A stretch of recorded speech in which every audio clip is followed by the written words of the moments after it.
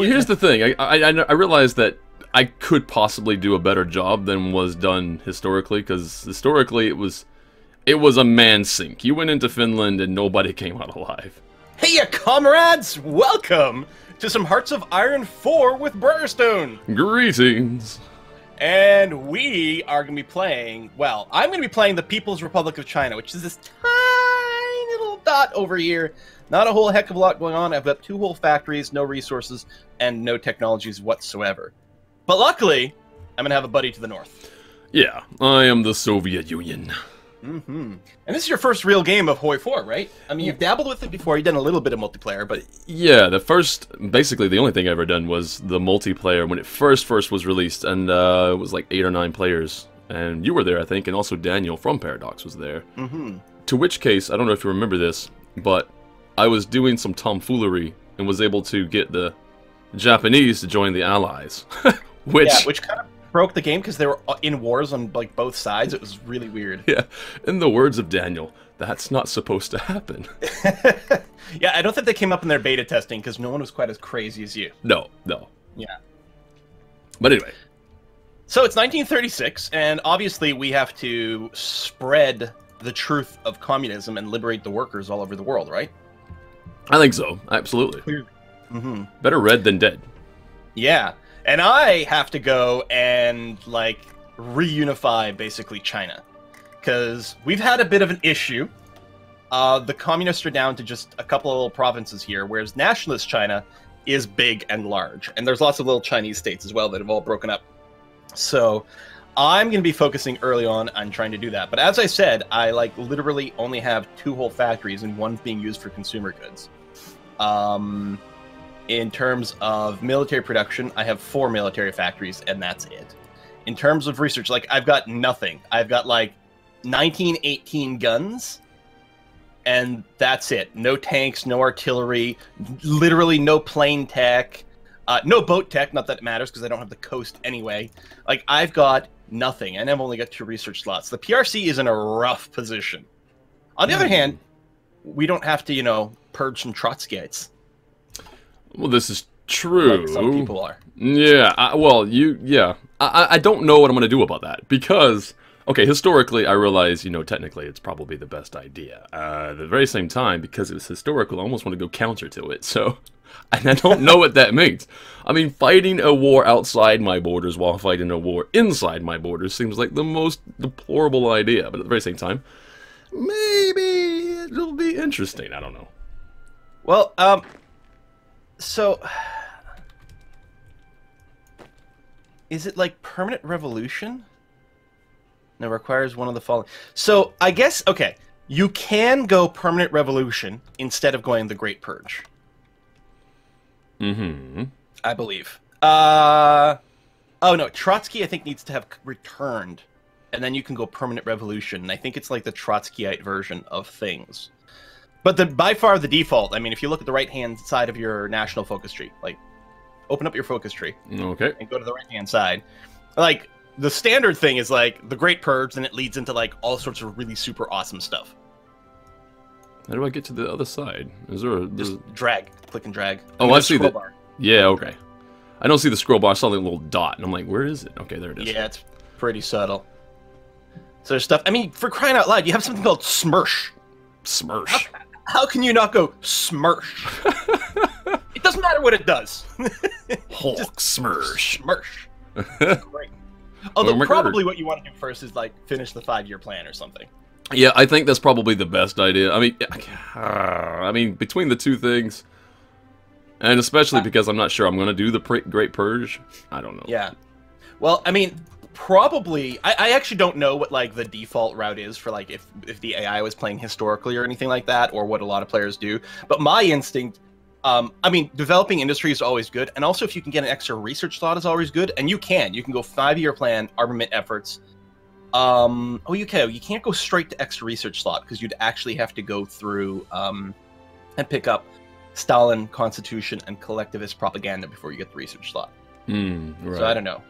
I mean, the 5-year plan is great. It's like 4 free factories. You just hit this button, and 70 days later, you get 4 factories for free. That's awesome. Yeah, any one of the things in the 5-year plan. I feel like, yeah, that's definitely the way I'm going to start. Mm-hmm. Yeah. I'm Now, in the dark. Yeah.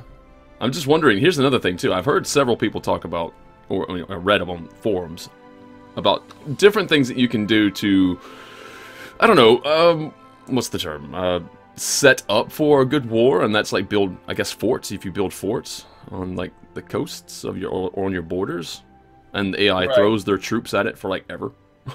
That is a thing that is true. So Although if you lose the forts, then then you've lost that productivity. But maybe you won't lose the forts. Maybe. You do have a very big border to fort up, but it might be a thing that can happen. I don't know. I'm gonna get myself here. So I have to choose what to like do with my one factory. And what's funny is like I have no choices. I actually have no open slots. I can't start another factory. Like literally, I think the only thing I can do with my one factory is like maybe build a level of infrastructure, which I guess is good because my level of infrastructure is 2. It's terrible. It's the worst. Now, for research, I usually like the typical standard thing to do is to go to the 2 tabs on the far right, the engineering one and the industry one, because you want more industry stuff so that you can build things faster, and you want the engineering stuff because it's got a lot of like decreased research times. Okay. So it's normally a no-brainer to start there. However, I'm actually going to not do that, and I'm going to start in the infantry tab because I actually have to do a couple of really early wars to make it so that I actually have some land and can do some stuff. And so I'm going to try to rush the next tier of infantry weaponry, as well as get a slightly greater boost to my current infantry so that they can fight slightly better in these earlier wars, because it's important that I have early success. Okay. And in terms of national focus, it's weird. I only have... The PRC doesn't have a custom focus tree, so it's just a generic tree, which is not great. And a big part of the focus tree is actually like political stuff to like basically go in a direction of either like democratic, communist, or fascist. But I'm already 100% communist, so it's like not as critical. Although there are some pretty good boosts later on in terms of like making your troops like stronger, but it's kind of stupid. So mostly I'm just going to go industrial effort and like burn through all that, get as many free factories and some research slots as possible. Okay. The other thing I'm going to do is I'm going to try to boost communist support in mainland China itself, in nationalist China itself. Because if I can increase communism there, provinces in China will flip to me. And actually, if you want to, you could also boost communist support in China. I will need some tips on how to start that. Well, if you right-click on China and you get your like diplomacy menu up, okay. Right down at the bottom, there's going to be boost popularity. Oh, party popularity, communist. Oh. Well, I'll just start with that now then. So that'll happen faster, and more of China should flip to me for free. Oop! Did I click stage a coup? I didn't mean to do that. Yeah, don't do that yet. It's just joking. I need to build civilian factories. I'm looking around. I'm like sort of dicking around with too many options right now. I'm getting overwhelmed. Let's see. Civilian factories. Where do I put them? Away from my borders. I have like a really weird infantry setup here as well. I only have 2 types of divisions. One's got 4 brigades in it, and the other one's got 6. But the one with the 6 is set as like reserves. Doesn't really make any sense to me.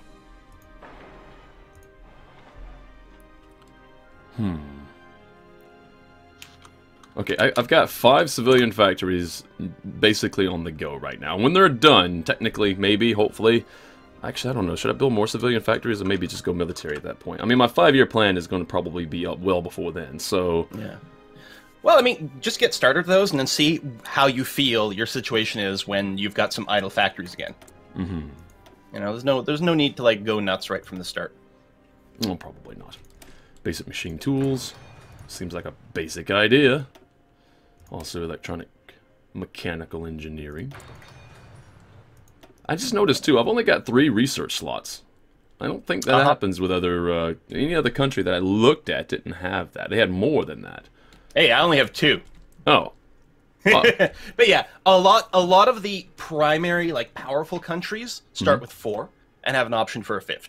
As the Soviet Union, you do only start with 3, which can hurt you at first. You do have a couple of different ways to get extra research slots, although it partially depends how you go through. Actually, I don't know if you can get 2 more, because I think the 2 extra research slots are actually mutually exclusive. You might only be able to get 1 more research slot. Okay. But you can get some discounts to research and things like that. Like, you've got a pretty decent tech tree, or focus tree.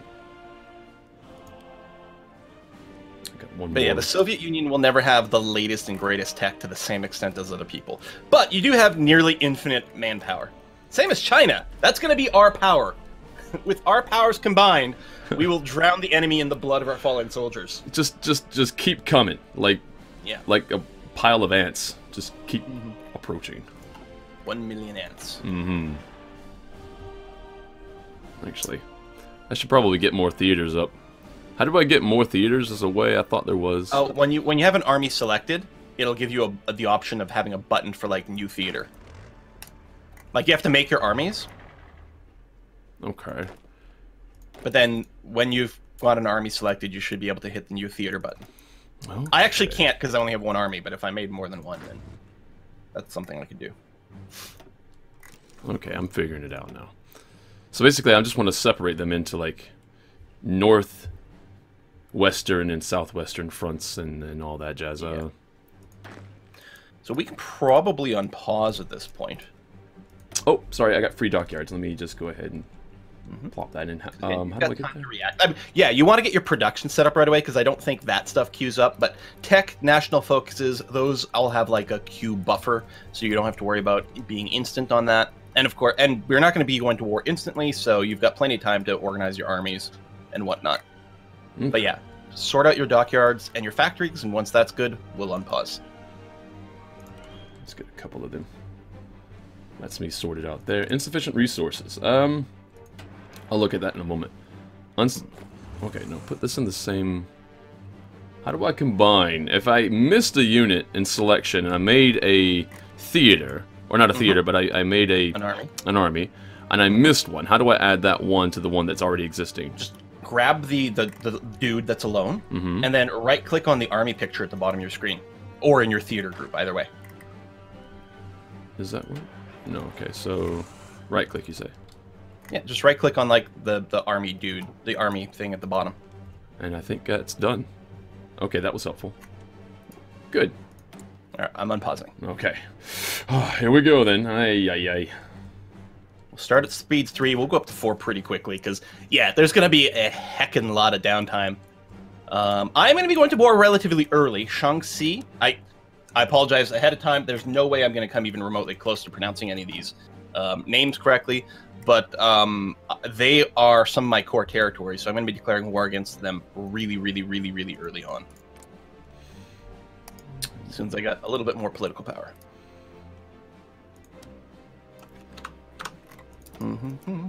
But even then, it's going to be such a simple, like, war.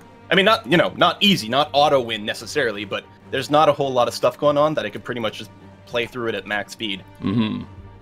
I do have a question, though. I mean, as China, are you going to be going for Tibet and Xinbai, Sanma, and all these places? Shaanxi? So, Shaanxi, Xinbai, Sanma, and Xinjiang, these are all places that have core provinces of mine. Okay. So I'm going to want to retake those. Tibet, I might go for. They don't have any core provinces of mine. I mean, they're going to be on the list. They're going to have to be eaten at some point. But yeah, those 3 though: Shaanxi, Xinbai, Xinjiang. They're mine. Now, historically, one of the things is, like, we've got conflict with nationalist China, but at some point we sort of like sign a truce and agree to defend each other mutually against external threats, i.e. Japan, because at some point Japan declares war on China. But I will probably not sign that. Because I think what would happen normally is I think it would pull me into a faction with China. And I don't want to be in a faction with China. I want to join the Comintern. Okay. Be buddies with you. Which will be great, because as soon as we sign that, I'll be able to see your units and everything. I suppose I could sign it now. It probably wouldn't hurt, but I'm going to just wait for now. Focus on my own thing. Because even if we sign the faction thing, I don't have to actually call you into the wars that I'm doing, but... There we go. We are going to... Boom. I need 1 more political power. Why do we need 25? I thought it told me I need... Oh, it needed 21 more. There it is. Okay, I'm just looking around now for my ships, giving them missions. Search and destroy sounds like probably the best missions I can possibly do. So patrol, as far as I know, patrol and search and destroy are effectively the same thing. The difference is that in patrol, your ships spread out a lot, so it's a lot more likely to find someone. But when you do engage, you're only going to have a few ships involved, and then over time, more of the ships are going to arrive. Whereas search and destroy, your ships stay clustered more, so they're a little less likely to find someone, but when they do, they're going to engage with more ships right from the beginning. So there's pros and cons to both. Theorist first. Researcher first. I wonder if that would cut down my time right now. Let's do that, actually. Because I want to finish my Type 24 rifles and stuff, so I can equip my troops with the latest and greatest types of guns. And by latest and greatest, I still mean like super behind the times. All right, they shouldn't jam quite as much. There we go. So even though I'm short on equipment, I am exercising my troops because a bunch of them were just green troops.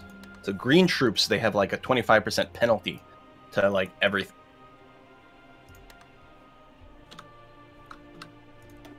Is it weird for me to be going ahead and getting my mission set up for my planes?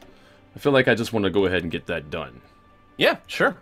There's no harm at all in doing that. I tend to do it well before the wars start. Get everything established and figure it out. I mean, the first conflict you're going to be doing is probably against Finland. Depending on how things go, you know, you might be doing things in like Estonia, Latvia, Lithuania. You might be doing stuff in Eastern Poland. Although most likely, historically, what will happen is at some point Germany will offer you the Molotov-Ribbentrop Pact, something like that, to like be cool and have a non-aggression pact, with the agreement that after Germany takes Poland, they will then give you half of Poland. Okay. So we do have historical focuses turned on. So Germany will offer you that. Whether or not you say yes, that will be up to you. Boom.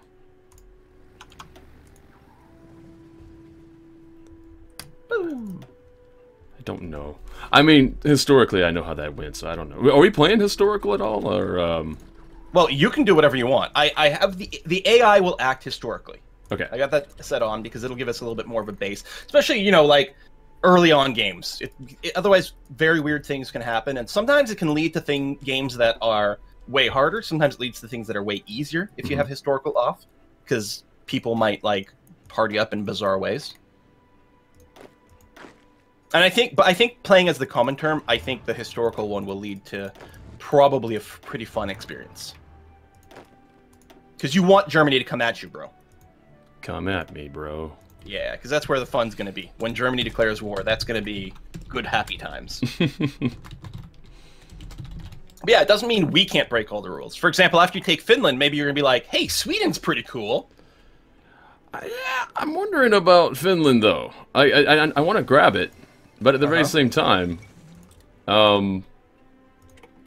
is there a way to just get them on my side? Sure. Now, you know how you're boosting popularity in China? Mm-hmm. You could boost communist popularity all over the place. I mean, it costs you political power to do, so you don't want to do too many countries simultaneously. But you could turn people communist. You could turn, I don't know, the United States communist. Turning France communist is super popular. All right, I'm working on turning Finland into a communist. You don't want to war them. Well, here's the thing. I realized that I could possibly do a better job than was done historically, because historically it was a man sink. You went into Finland and nobody came out alive. Right. Even the general that went in that came out alive only came out alive because he left, and then he died later because of, well, he was brought before and got executed for it. But I don't know. So Italy's finished conquering Ethiopia. Mm-hmm. And the civil war in Spain is currently raging. Now, I don't know if you can actually do anything with Republican Spain. Republican Spain is actually the communist one. I don't know if you can like send them equipment or, you know, volunteers or anything like that, but you could attempt to assist Republican Spain. If you right-click on them, you might have the option to lend lease or send volunteers. I don't know. Republic of Spain. Land lease. Send volunteers. Yep. Yep. So here, I'll pause for a second. Mm-hmm. But yeah, what would happen is you would choose one of your armies and actually send them to Republic in Spain. It would take a while for them to arrive, and then once they arrive, you would be in control of your armies over there. Okay. And you could fight on behalf of Republic in Spain. Now, there's a limit to how many volunteers you can send. It'll tell you in that window. And what you want to do is you want to make an army that's exactly like that size. So if they say you can send 6 divisions, then you're going to want an army that has exactly 6 divisions in it, and then you pick that army to send. Okay, so right now, if I'm reading this right, it says maximum total limit is 5. Okay, there you go. So generate 2.1% threat. Mm-hmm. So I could add, my smallest one that I have is a 4, so I can add 1 to the 4. Yep, and then ship that over. And then ship it over. Yeah, it'll be a good way to learn some early warfare stuff. Okay. Take this. You might be able to make a difference. You might not be able to make a difference. We'll have to see. Where's that 4? That's you, right? Just gonna keep it paused because this is a bit time sensitive. Hold on. I like how I only have one general, and he's the leader of my country, Mao Zedong, and that's my field marshal. That's it. I don't need anyone else. Meanwhile, you probably have like 30 generals, although you might kill half of them, depending on how you want to play this game. Oh, wait, all armies that don't have any divisions will automatically be removed, and all orders will be lost. Are you sure you want to reassign all units to the armor? Yes, I think. Oh shit! Did I do that wrong? Probably did that wrong. All I was trying to do was put one guy in that army of 4. Yeah, and I'm kind of weirded out on how to do that. So I want this guy out of this army. I don't know how to get people out. Well, I mean, you can just take the one guy and then still right-click on the other army portrait, and it'll just move him. But also, when you're looking at an army, if you just have one army selected, next to each person in the list of army, there's like a little button. It's like a square with a red arrow to the right. If you click that, it'll unassign the unit from the army. Like, if you just want to unassign, you can do that.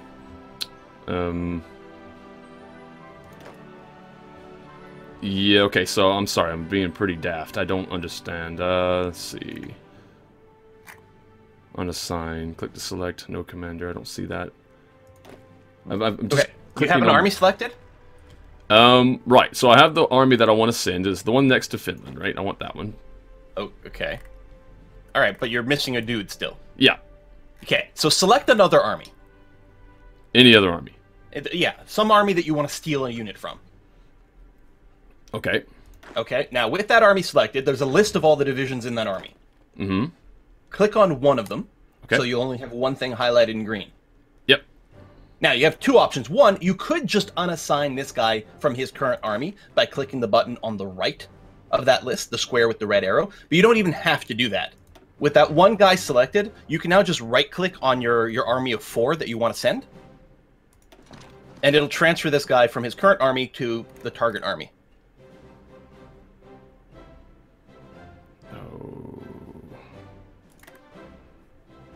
Like, you don't right-click the army on the map. You right-click on the army on the bottom of your screen or whatever. Or in the theater list. Alright. Maybe these guys no longer exist in an army. Maybe that's what the problem is. If I put them into an army, okay, there they go. So that's that. And if I just click this guy and then click on that, he's added. Maybe. Yes! Aha! Alright. You have an army of 5? Yes, I do. Okay. There you go. So you should be able to ship that army over. Make sure they've got a commander. Okay. Sorry it took so long. I apologize to anybody watching. That was kind of brutal. Okay. But I mean, the UI actually works exceptionally well and is very fast once you learn it. Mm-hmm. Now I'm trying to figure out how to assign a general. Okay, so with the army selected, it's got the no commander thing. Mm-hmm. Right? Click to assign, it says. Right-click to assign. It's not letting me bring up anything. No, not right-click. Or click to select an army. Yeah. Okay, select an army. I have. And then the top right corner of the window that opens, there's like a gray dude. It says click to assign. I'm... No, Or I'm not does it getting have that. a commander already? No, there's no commander. I have no idea what I'm looking at because it doesn't tell me. Select. You have an army selected, which opens a window. No. Yes, click on an army and it opens a pop-up window with all the divisions and shit. You were just doing that. It doesn't give me a pop-up window. Is this the army that you've sent as volunteers? Not yet. How does it not... When you click on an army, it opens a window. That's how we were just interacting with shit. All I have as a window that's opened is my theaters. Yep.